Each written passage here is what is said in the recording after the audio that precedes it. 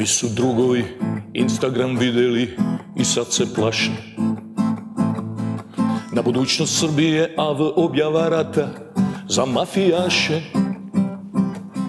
Rešio predsjednik borbu da startuje, sve drugo sredio, sad s nama ratuje, dok sve se ne svrši, na sudu i u zatvoru.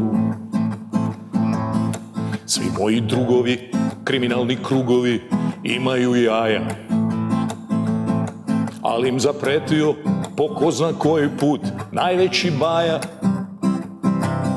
On je pobedio svu tajkuneriju, rastero žutačku menažeriju, sad se iživljava na jadnim kriminalcima.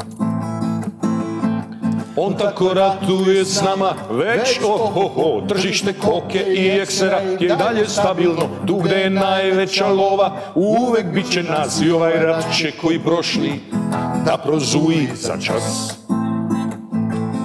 Sve moje drugove brinu vladareve odlučne reči.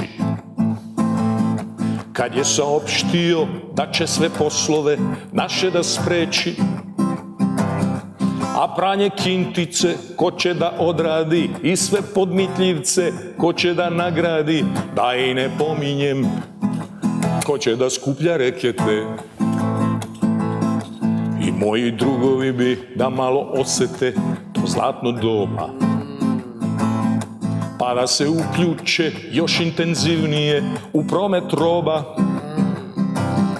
Toliki hektari plodnih oranica, kvadrati stanova, ne boje granica, pa neće valjda sve daleko bilo sad u legalne tokove.